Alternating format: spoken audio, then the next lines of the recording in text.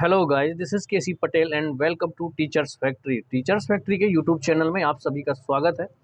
अगर आप लोग एमपीटेट वर्ग 3 के बच्चे हैं, कैंडिडेट हैं जिन्होंने क्वालिफाई किया है, तो उन लोगों को पता होगा कि जो रोस्टर जारी हुआ है इसमें बैकलॉग के पद शामिल कर दिए गए हैं।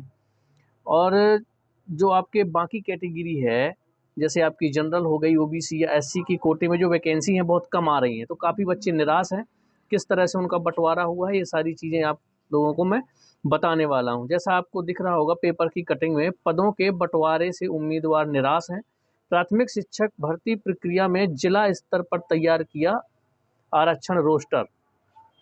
जो आरक्षण रोस्टर है वो जिला स्तर पर किया गया है, लेकिन सबसे बड़ी बात यह है कि इन्हीं फ्रेश वैकेंसी जो निकलनी थी 18,527, ये फ्रेश वैकेंसी ना निकल कर इन्हीं में किसको शामिल कर दिया है, आपके बैकलॉग पदों को शामिल कर दिया है। इस वजह से प्रॉब्लम जा रही है कि इसी में अगर आपने बैकलॉग के पद शामिल कर दिए हैं तो ये नहीं होना चाहिए। जैसे वर्ग 1 में आपके वर्ग 1 में बैकलॉग के पद अलग से निकाले गए थे, इसी तरह से वर्ग 3 में आपकी जो बैकलॉग के पद हैं उन्हें अलग से देना चाहिए, जो कि डिपार्टमेंट ने नहीं किया है।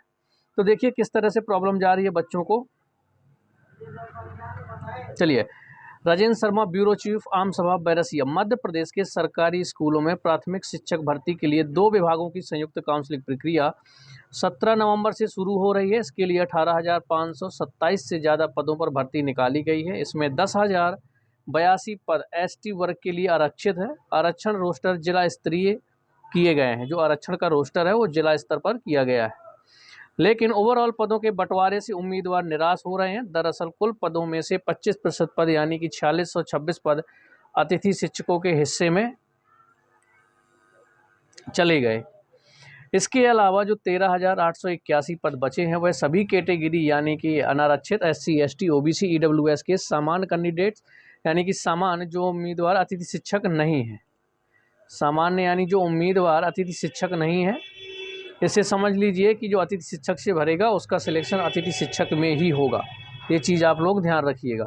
इनमें सबसे ज़्यादा पद 7,562 पद सिर्फ एसटी वर्ग के लिए आरक्षित है, यानी इनमें 54% पद एसटी वर्ग के हैं।